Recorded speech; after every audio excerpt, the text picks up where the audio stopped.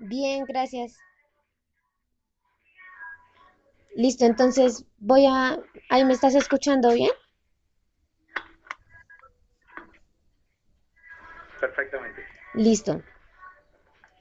Entonces voy a repetir la entrevista como la hicimos ayer, pero pues ahora que ya tenemos más conexión y todo, pues para que salga mucho mejor, ¿vale? Perfecto, perfecto, claro que sí.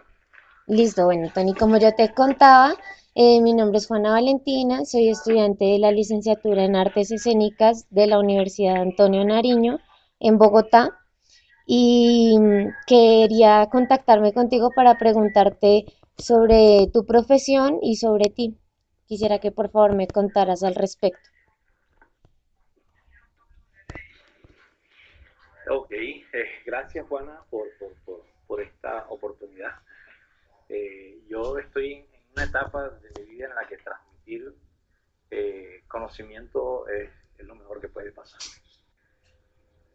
Bueno, mi nombre es José Antonio Amaya Molinares y tengo 56 años. Tengo 41 años de estar en el arte como tal. Empecé, de, yo hago magia desde muy niño, quizás tenía como 12 años cuando empecé a hacer magia, pero la magia requiere de una inversión económica porque es bastante costosa, eh, no es solamente aprenderse un truco y ya, no, hay que estudiar bastante, realmente hay que estudiar bastante. Eh,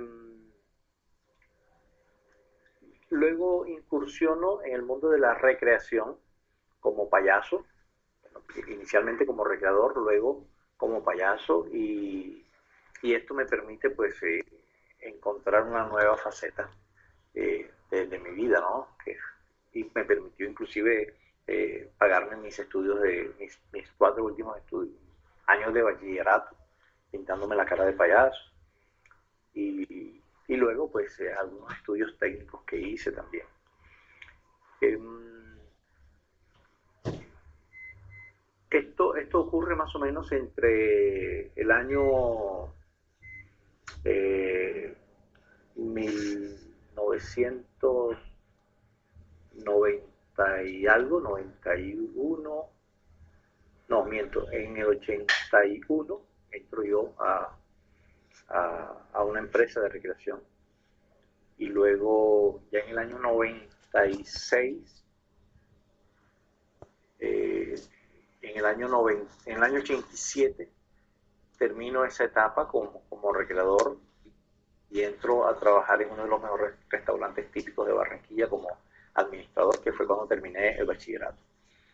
Y de ahí salto a Coca-Cola inicialmente como promotor de publicidad y terminé siendo jefe de publicidad, como te contaba. Y esa fue una etapa en la que no estuve en actividad esta que desarrollé, pero aún persistía pues el personaje y todo lo demás. En el año 98, que ya definitivamente me retiro de Coca-Cola, empezamos ya nuevamente a experimentar, a buscar, a hacer publicaciones de que Tony Show estaba de vuelta y todo lo demás. Empezamos nuevamente a decirle a los clientes que ya estábamos aquí y empiezo a reunirme con amigos, con payasos y con magos de la ciudad de Barranquilla, porque la verdad no tenía vida social con los demás payasos. Me empiezo a reunir con ellos, fomentamos la organización de una asociación de magos y payasos que todavía vive, que se llama AMAPAR. De hecho, es la única asociación registrada ante el Ministerio de Trabajo como una asociación que agremia artistas de circo, además del sindicato que hay en Bogotá, que agremia los artistas de circo de Colombia también. Entonces, empiezo a experimentar algunos cambios en la búsqueda de mi personaje, porque yo quería realmente sacar al payaso de la fiesta infantil, porque mis referentes del payaso estaban mucho más allá de la fiesta infantil, que era el payaso bebé, el payaso Mickey. Esos son mis referentes realmente de los payasos. Sí, por supuesto que conocí a los mejores payasos que trabajaron en Colombia, que son Pernito, Tuerquita, Tribilín, el payaso Cantarín, en fin, esos payasos de un programa que existió entre los años 80 y 90 que se llamó Animalandia. Años 70, 80 y hasta los principios de los 90. Entonces empiezo a experimentar, a buscar realmente un personaje que me llenara de satisfacción, más allá de una fiesta infantil, de llegar, hacer unos juegos, porque el concepto que se tiene del payaso de fiestas infantiles es el payaso que llega a hacer juegos. Y a mí me gusta, por supuesto que sí, pero yo pienso más en el espectáculo que en el juego. Y empecé a mirar algunos referentes como los payasos de Chile. Los payasos de Chile son fantásticos realmente. Los payasos de Rusia son fantásticos también, de hecho son los mejores payasos del mundo. Entonces ese tipo empecé a estudiar ese tipo de personajes y llegué a un personaje que es hoy día Tony Show. Tony Show se viste de negro, que es todo lo contrapuesto del payaso, ¿no? Que está lleno de colores y tal. Tony Show se viste de negro, tiene una chaquetilla que es como con cuadritos negros, una solapa grande roja y por supuesto el bombín y la nariz. Este es Tony Show. Muy poco maquillaje, realmente muy poco maquillaje, una boca blanca, pero sí una base que me permite de pronto caracterizar mejor esto. Llegué a Tony Show y lo saqué de las fiestas infantiles y empecé, junto con algunos amigos, a incursionar en las tablas. O sea, ya no era llegar a un teatro a hacer juegos, era a un teatro a hacer un espectáculo cómico con payasos, con entradas cómicas que ya muchos se conocen porque son entradas que hacen en los circos, porque son entradas tradicionales, pero también a experimentar en la búsqueda de algunas situaciones que nos permitieran crear cosas para que tuviéramos entradas cómicas nuevas para los payasos. Con la magia ocurre algo muy similar, y es que también junto con algunos amigos formamos lo que llamamos el Círculo de Ilusionistas de Barranquilla, en homenaje al gran mago Borletti. Entonces se llama Círculo de Ilusionistas de Barranquilla Borletti. Borletti fue quien Gabo llamó en 100 años de soledad el brujo de Macondo. El gitano Melquiades, al que menciona Gabriel García Márquez en 100 años de soledad, era realmente el mago Borletti, nacido en Río Frío, que Gabo, entre otras cosas, a manera de chiste, Gabo decía que disculpa. Tranquilo, tranquilo. Gabo decía a manera de chiste que Borletti era el mejor mago del mundo, lástima que hubiera nacido en Río Frío. Porque para él hubiera sido mejor nacer en Aracataca, que es el mejor lugar del mundo, ¿no? En Macondo. Entonces, yo junto con esos amigos empezamos a explorar la magia más allá de la fiesta infantil, que es lo que siempre he tenido en mente. O sea, sacar el espectáculo de la fiesta infantil y darle un estatus diferente en cuanto a lo cultural, ¿ya? Entonces, sabía de algunos magos internacionales que pasaban por Cali, por Medellín, por Bogotá, pero nunca venían a Barranquilla, a nada. Entonces empecé a hacer contactos ya con esto del internet y el WhatsApp y las redes sociales, Facebook y todo lo demás, Instagram. Empezamos de pronto a tener el mundo más cerquita, más a las manos. Así que cuando yo me enteraba que un mago venía a Bogotá, o a Cali, o a Medellín, yo los invitaba para que vinieran a Barranquilla, que se dieran el paseo. Entonces yo les yo no les proponía pagarles porque no había con qué pagarles, pero sí les decía, si tú te vienes, nosotros te reembolsamos lo del tiquete y te vamos a dar hospedaje en un hotel y te vamos a sacar a pasear, te vamos a llevar a la playa, te vas a comer un pescadito a la orilla de la playa. Entonces, ese tipo de cosas como que les gustaba. Estamos hablando de magos argentinos, brasileños, chilenos, ecuatorianos, panameños, eh, estadounidenses también. Entonces, han pasado cualquier cantidad. Y bueno, por supuesto, magos internacionales colombianos también que han pasado por aquí, venezolanos que han pasado algunos muy buenos por aquí. Entonces, los invitábamos para que nos regalaran una charla de, de sus experiencias como magos y en cuanto a lo que hacían.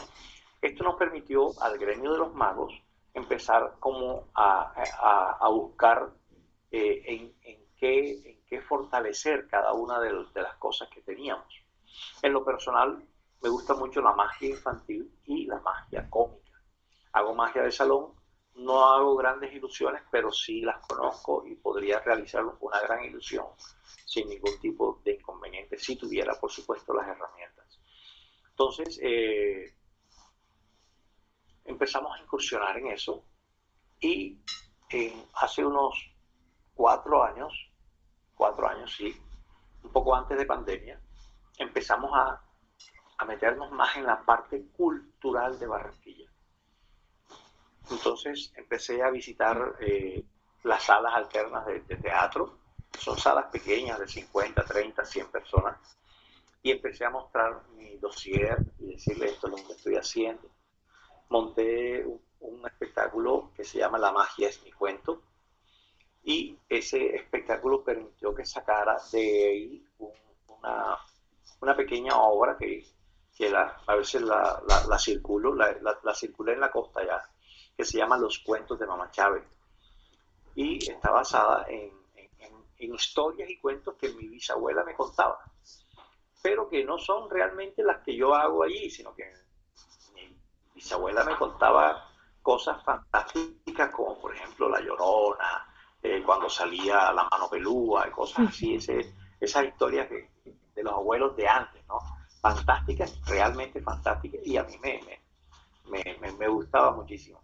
Entonces, en honor a mi bisabuela, monté esa obra para circularla que se llama Los cuentos de Mamá Chávez. ¿Ya? El libro mágico, Los cuentos de Mamá Chávez. Bueno, tú viste, si viste el libro mágico, que es un libro que si la gente se pone a detallarlo, es un libro que está escrito en inglés, pero la gente lo que ve son letras. Ujú. La gente ve letras y dibujos. O sea, la gente no se pone a detallar si está en inglés. Ese libro lo compré en México y porque me gustó, no se lo he visto a nadie más. Alguien más debe tenerlo, por supuesto, pero si alguien le ha sacado un buen provecho a ese libro, he sido yo. He sido yo, sí. Entonces, con base en ese libro y con algunos otros juegos de magia que tengo, monté la obra de los cuentos de Mamá Chávez, en donde la escenografía es una mecedora donde ella regularmente se sentaba y yo me sentaba en un banquito al lado de ella a escuchar sus historias mientras ella se peinaba su larga cabellera blanca que tenía y se la aceitaba. Entonces ahí ella me iba contando y yo me fascinaba escuchando sus historias. Ese es el montaje escénico de esta mecedora, un cenital para la mecedora. Y en algún momento, bueno, empiezo a contar historias, la historia de cuando ella alimentaba las palomas, cositas así. Al finalizar el cuento, pues yo le doy las gracias a Mamá Chávez y la mecedora se mueve sola. Entonces, como, sí, Mamá Chávez estaba ahí. Esa es la parte esa. Entonces nos metimos en la parte cultural, buscando eso. Bueno, y como había estado organizando estos microciclos dentro de las salas alternativas de teatro que hay en Barranquilla, organizamos temporaditas de teatro. En el Teatro La Sala hicimos una temporada que duró un mes, fueron 4 sábados, en donde en esos 4 tuvimos 12 magos que se presentaron y todos fueron por creer en el cuento, por creer en la historia que yo les estaba contando y que era el de que tenemos que sacar la magia de la fiesta infantil y convertirla en un espectáculo cultural Y para eso hay que hacer, por supuesto, hay que, hay que, hay que utilizar ese recurso que nosotros tenemos para educar al público, para enseñarle al público que hay que pagar la boleta, que hay Ujú, que valorar lo que el artista hace como tal.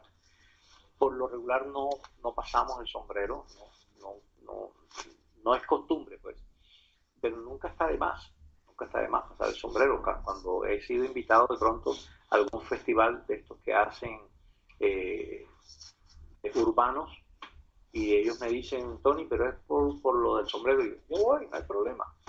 La última vez que estuve por el sombrero recogí casi 120.000 pesos, así que no es malo, no es malo. Así como una vez pasamos el sombrero y solamente fueron 20.000 pesos, así también hubo uno de 120.000 pesos y me gustó. Entonces, yo hago esto porque me gusta, porque lo exploré, porque lo experimenté, porque le di valor a lo que hago y cómo lo hago y todos los sacrificios que hemos hecho. Por supuesto que mi familia ha participado de, de esta fabricación de los personajes, tanto del payaso como del mago como tal. ujú. Al mago últimamente lo estoy vistiendo diferente, no le estoy poniendo colores, pero sí ya salí de la ropa negra del mago y entonces le puse un color más clarito, le puse corbatas muy alusivas a la magia y cosas así como esa. En eso estoy. Ya estuve vinculado al Consejo Distrital de Teatro y Circo, fui consejero, representante de festivales. Ahí estuve y estuve por espacio de 2 años, me fue muy bien y pienso que hicimos un buen trabajo porque logré que se abriera un portafolio de estímulos exclusivos para el circo. O sea, ya en ese aspecto nos habíamos adelantado a la tarea esta de que el ministerio nos reconociera como un sector aparte al teatro, pero ya habíamos hecho la tarea unos años antes de pandemia, muchos años.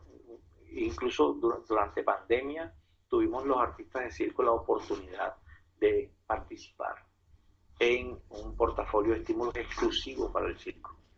Tuvimos más o menos unos 20 y algo de plazas y todos ganadores, solamente 3 no fueron ganadores porque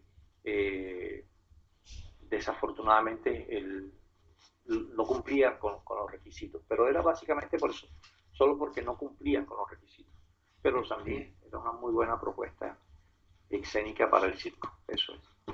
En ese orden de ideas, pues teniendo en cuenta todo lo que me has contado respecto al darle valor al arte, darle valor al circo, a la magia, ¿tú dirías como artista escénico que es difícil ganarse la vida haciendo arte en Barranquilla? Muy difícil. Realmente es muy difícil. Aquí en Barranquilla, desafortunadamente, no existe la cultura de pagar una boleta para ir a ver Ujú. un espectáculo de teatro o de circo. Para que sea un teatro, para que sea un espectáculo de circo, tiene que ser el de los hermanos Gasca, o tiene que ser el de los Valentinos, o tiene que ser algún circo de estos. Pero un circo de los pequeñitos, de estos que llamamos circos de barrio, no pueden vender una boleta por más de 2.000 pesos porque nadie la va a pagar, desafortunadamente. Ocurre lo mismo con los artistas que quieren presentar una propuesta nueva y es que veamos un espectáculo de una caravana de payasos presentándose en el teatro, pero hay que pagar una boleta y dice, no, pero ¿para qué voy a pagar si yo los veo en una fiesta infantil y van a hacer lo mismo? Y realmente no es lo mismo. La estructura es totalmente diferente. La magia que yo hago para fiestas infantiles no tiene la misma estructura que yo hago de la magia que hago en el teatro. Es totalmente diferente. Es una estructura totalmente diferente. Es algo creado para el teatro, para la satisfacción de un sinnúmero de personas que no van a tener otra distracción diferente a la de estar enfrente de un artista. En una fiesta infantil tenemos al mesero que pasa, tenemos a la abuelita que reparte los deditos, la mamá que reparte la gaseosa, y la gente pasando y todo el mundo está descontrolado, pendiente cada uno de alguna cosa diferente. En el teatro no, en el teatro tratamos de fijar la mirada del público aquí. Entonces, esa cultura de pagar la boleta y de ir a un espectáculo y de dignificar realmente lo que hace un artista, bien sea de circo, de teatro o de música, de danza o de las artes plásticas. No hay esa cultura. Desafortunadamente, en Barranquilla nos ha tocado duro, duro. Realmente ha sido un trabajo arduo tratar de que la gente pague una boleta para un show en el teatro, bien sea de teatro o de danza o o de circo. Es realmente duro. Y digamos, por ejemplo, yo me preguntaba respecto al carnaval. Yo tuve la oportunidad de verte en el encuentro de comedias y era la primera vez que estabas en un evento del carnaval. Digamos que el carnaval abrió espacios también a este tipo de teatro, este tipo de comedia y este tipo de arte. Ya yo había participado de los encuentros de comedia eh, 2 años antes de pandemia. Había estado en los encuentros de comedia del año 2018-2019 y, y se abrió el espacio porque se creó la necesidad, o sea, hubo que hablar con el director del encuentro de comedia y decirle, oye, ¿qué tal si hacemos algo de magia cómica? Porque él tenía mimos y tenía payasos. Entonces yo me le acerqué y le dije, ¿qué tal si metemos mi espectáculo de magia cómica en el Festival de Comedias? Ese año, como fue una propuesta que yo mismo hice, y pues fui de voluntario, y yo dije que no iba a cobrar nada, que yo me presentaba los 4 días del encuentro de comedia sin ninguna contraprestación, y yo mismo me trasladaba, y yo lo que necesitaba era un micrófono y alguien que pusiera la música para hacer mi espectáculo. Entonces, ese año gustó muchísimo, y el siguiente año fui invitado, y entonces ya ese siguiente año sí hubo un recurso para pagarme. Luego vino el año pasado, cuando el encuentro de comedias estaba tratando como de volver a salir adelante luego de pandemia. Entonces me llamaron nuevamente, pero me dijeron que no había recursos, que no había recursos para pagarle a los invitados. Entonces yo dije, pero si ya, o sea, mi espectáculo es bueno, yo yo regalé un año presentándome los 4 días.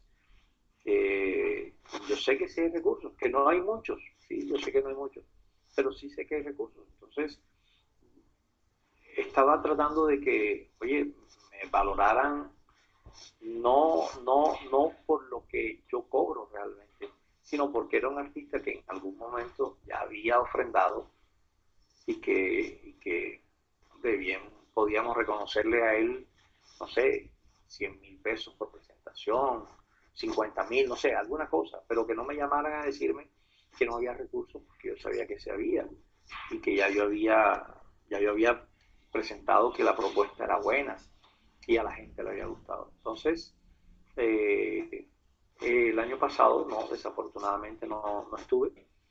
Este año estuve en 2 fechas. Este año, cuando me llamaron en algún momento, me preguntaron que cuánto cobraba yo. Entonces, yo les dije cuánto cobro yo. Y digo, no me hagas la pregunta de cuánto cobro yo porque te digo cuánto cobro yo. Dime más bien cuánto es el presupuesto que tú tienes y yo lo hago. Entonces me hablaron de un presupuesto que me pareció justo y estuve afortunadamente en dos días, que sería el lunes y martes de carnaval, y me pareció que me fue muy bien. Creo que lo que marqué nuevamente territorio ahí, me gustó como lo hice, me gustó la aceptación del público. Y bien, ¿en cuál de las dos fechas estuviste tú?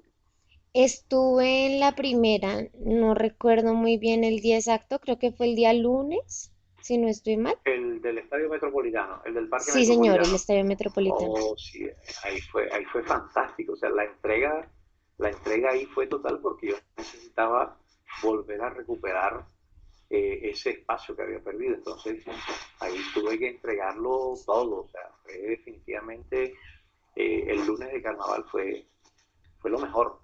Fue lo mejor. Ahí lo entregué todo en la primera presentación. Porque yo dije que en la segunda presentación ya quizás va a ser más tarde y no va a haber mucho público. Así que tocaba en la primera presentación, porque fueron dos intervenciones que tuve. Tocaba entregarlo todo y marcar nuevamente el terreno y decir, aquí está Tony, Tony tiene un buen show, Tony tiene un buen espectáculo, Tony es divertido y entonces eh, creo que ese día me fue muy bien, realmente. Sí, la verdad es que gustó mucho, gustó mucho. De hecho, a todos mis compañeros y a mí nos quedó como sonando el nombre y esa es una de las razones por las que decidí contactarte. Digamos que otra de las cosas que quería preguntarte es cómo influye el arte en tus presentaciones. Yo vi que tú tomabas elementos musicales, elementos del color, entonces quisiera que me hablaras un poco de eso, cómo decidiste poner estos elementos dentro de tus rutinas. Ok, sí, todo esto definitivamente es un experimento, ¿no? Cada acto que yo hago es un experimento, en donde participa mi familia también. Ellos son mi filtro. Mi hijo hasta hace poco era mi asistente, mi hijo segundo, y mi hija mayor, ellos y mi esposa pues son el filtro, tanto para los chistes que hago, como para las bromas, como para los juegos de